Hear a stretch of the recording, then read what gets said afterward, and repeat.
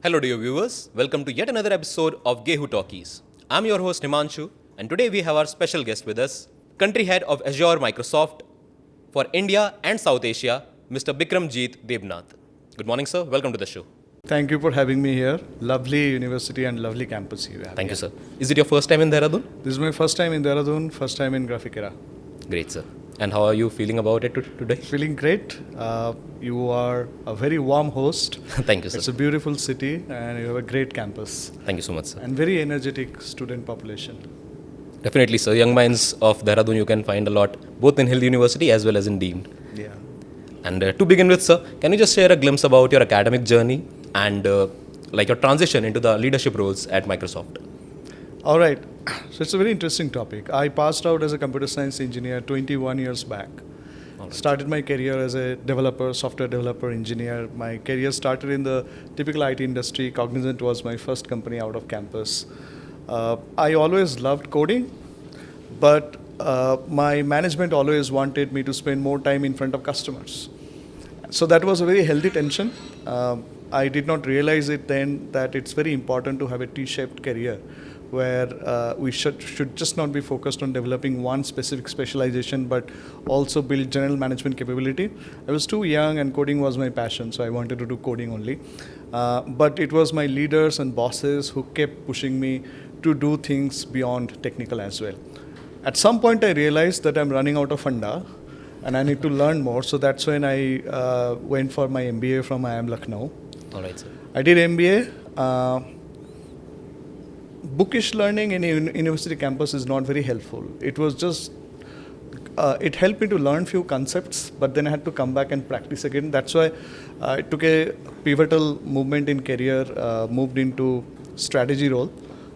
So it became a combination of post my computer science engineering and MBA, a combination of technical role, strategy role, sales role, operational role. So they went hand in hand. Great, sir. So, what in your views, practical exposure is much more, important for the formal organizations, or a mix-up of both, your bookish language knowledge as well as your practical exposure? I think globally as well as in India, there is a tectonic shift happening. We as a country, when the number of educated people and experienced people, supply was less. Yes, sir. Having a degree and coming out from a reputed institution with right pedigree was important. And it worked. It helped everybody to filter and select the right people.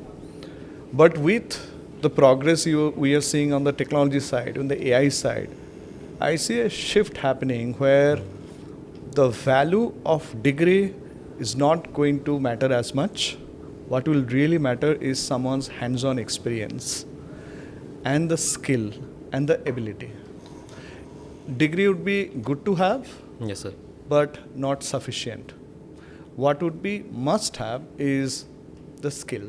So I think we will see the job industry as well as the employment sector are going to shift a lot more towards the same way you select a doctor or you select a lawyer or you even select a plumber or electrician for your home. You actually do not go out to check where he passed out from. Exactly, or what is the highest education he has. Yes, all you check for is this the best person to put my family and put my home on this person's hand, right? So your skill, your reputation, your practical experience is going to matter the most. That's why we're shifting right now. Yes, sir. Also, sir, I was also going through a recent article about India's skill index, in which it was mentioned that near about 50% of the India's graduate workforce, it is not ready for employability as of now. So, do you think the educational system is quite responsible for it? And what, according to you, can the academy and industry collaboration do to solve this problem? Yes. Traditionally in India, we have been focused more on education rather than skilling. Yes, sir. And you would see in the primary and the middle school sector, there is a new shift happening for more non-traditional learning outside of CBSE and ICSE. One of the reason of that is there you get to do project-based learning, because in real life, in work, how do you learn? Companies do not have an university to teach you. Exactly. There you collaborate as a team and you do get hands-on experience and you learn as you go.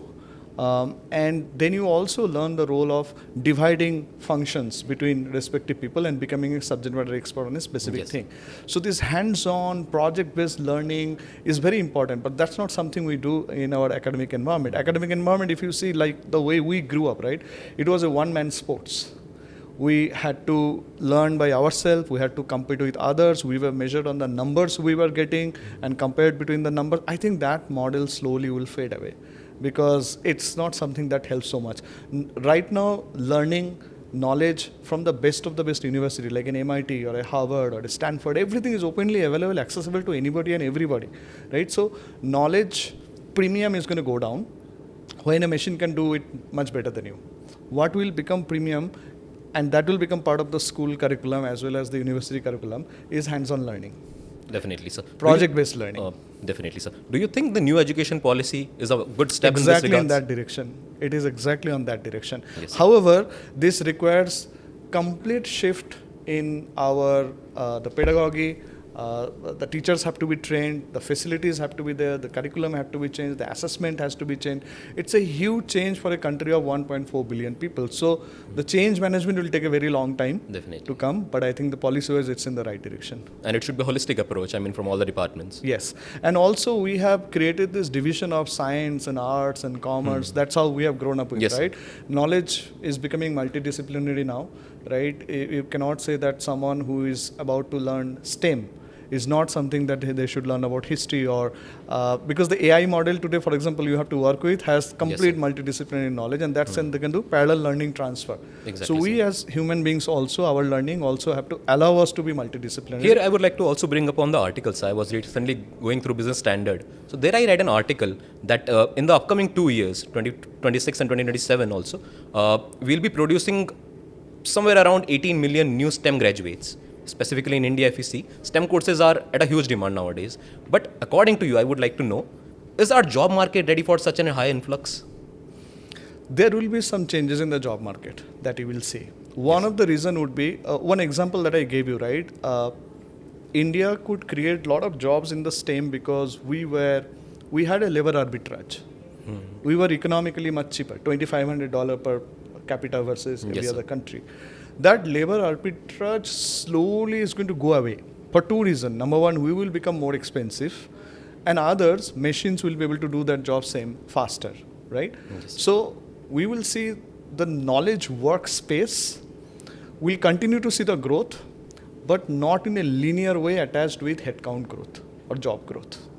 So the job growth that will happen, incremental headcount addition, will be much lesser than this will also correlate into the income growth, the GDP growth within that sector, right? So this is bound to happen. This is how economics work.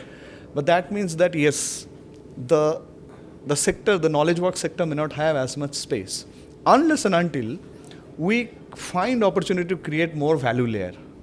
Yes, sir. Today, the value layer that we have identified and where we are creating jobs will get commoditized, and the number of incremental jobs there will start shrinking.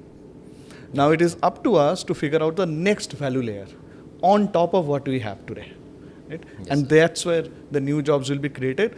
The skill requirement, the knowledge requirement, the readiness that will be needed might be different for that, and we all have to gear up for that. Yes, sir. I was also going through an article related to the wages, sir.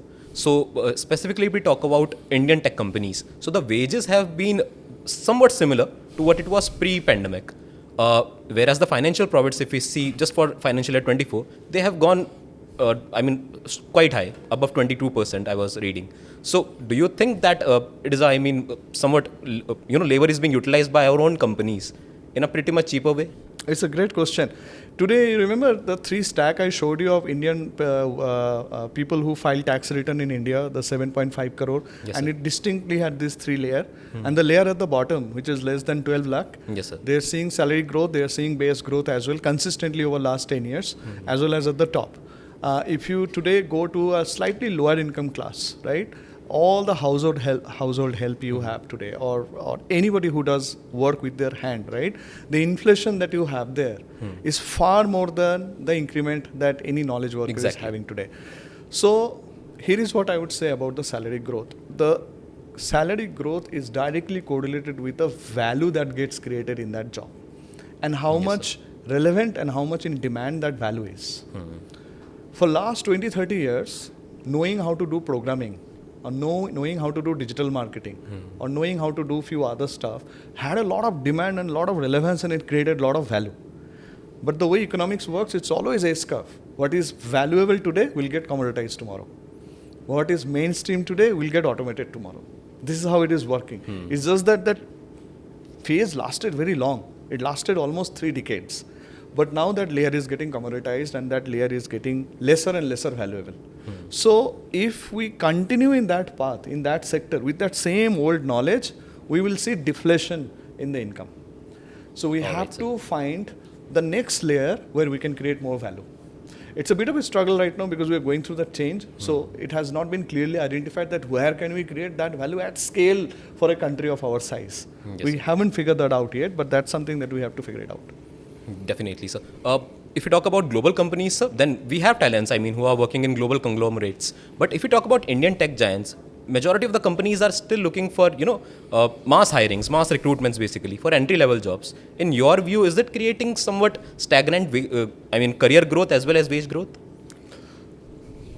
So, for any country to become rich and thereby make their citizens richer is how much of value-added work that country can do. And I'll give you an example. If a country's main wealth is the raw minerals that they have, which is the coal that they dig out, or the copper or the iron that they dig out, they will be very mineral rich, but you will not find the citizens of the country rich. Exactly. Because the value that the humans are adding is very little, so they will not be rich. If you go to a developed country which doesn't have mineral, right? You pick up a US or you pick up a Switzerland, for example, right? When you make an aircraft engine, that is a significant thick layer of value that humans are creating. And that creates value for humans and hence the income for humans. So for any country, the goal should always be that we should get into more and more complex intellectual value creation space. Right? That increases the people working in that field, the sector working in that field, and the country, it just makes them richer. Unfortunately in the US, one of the value that we figured out, which really helped us for last 30 years, is export, because what is one thing that we hadn't in abundant supply, which is human capital. Human capital. Right? So we figured out a way to make this human capital educated enough, skilled enough, that we can package and export. But now we will need to pace up with the world. That is getting commoditized. Right? That labor arbitrage, the relevance of that knowledge is getting commoditized, and it is going to see a deflation going forward. Surely. So we now as a country have to figure out that what is the layer of value that we create. That will include policy, education, academics, corporate, all of us to come together. Like one of the example I'll give you, as a country, the R&D spend that we do is abysmally low. Right? Government has taken notice of that. That is why India AI mission has been launched. Their government is acquiring the infra for our startups and for academics, because this might not be possible for our academics too. So there is a lot of effort is going behind it, but starting a little late. So it will take a bit of a time. So it will require the participation of both, from the government policies as well and some sort of corporate help as well. Policymakers, academics, and corporate. Because one thing in India is for sure that we Indians are extremely aspirational. We're hungry for growth, and we are a hardworking nation, right? So these three are on our side. What we need to have now from the policymaker side is to bring in the rest of the enablement factor and the supporting ecosystem, so that we can now get into the bandwagon of creating the next set of value that is relevant not just within India but globally, like we did for last 30 years by exporting our human capital. Lastly, sir, I would like to ask you a question that has been in rounds, from the last year. It basically came to light after Mr. Narayan Murthy's remarks on work-life balance. Then it was followed by Mr. Adani, L&T's chairman, Mr. Subramanian. So there have been counter arguments for it as well from people like, Mr. Anand Mahindra and others. I would like to know your point of view on work-life balance and how at Microsoft Azure you achieve it for your employees. Work-life balance, there are a couple of points of view. Number one, I don't see work and life as two absolutely separate compartments. There's just way so much overlap, especially post-COVID, when we are working from home, we have multiple members in the family working. Work and life are so overlapped with each other, right? So it's hard to distinguish. But now coming to the balance part of it and some of the remarks that you said, we strongly believe you cannot drive a car that doesn't have fuel in it. right? Yes, sir. You cannot drive a car with empty tank. So you need to have, and the car is equivalent of us. We need to be individual who are fully recharged, physically, emotionally, mentally, and that requires certain level of balance, right? Now the thing is there absolutely perfect mathematical formula? There is not. So number one, so there are two aspects. One aspect is we as human beings need balance so that we can be fully charged and fully energized to do our work. The second is excellence. Excellence doesn't come easily. Anything that you see in the world which is really good doesn't come easy. It is tough. It is hard. So It requires efforts. Yeah. So if excellence is the goal, then it will require a lot of hard work. But at the same time, you cannot continue to do a lot of hard work for a very long time when you do not have fuel in your tank. Exactly. So both has to be balanced. I believe it was a very balanced approach, and this is what our youngsters must follow. It was a really pleasure to have you on our show, sir. Thank you so much for sharing your expertise and experiences with us. Thank you. All right, viewers, that's all for today. Hope you liked our show. If you did, please share it with your friends and family. And also subscribe to Gehu Talkies official YouTube channel for more such educational content. You can also follow our Insta handle for further updates. With this, I, Himanshu, sign off. Till next time, keep exploring, keep questioning, and keep innovating. Thank you.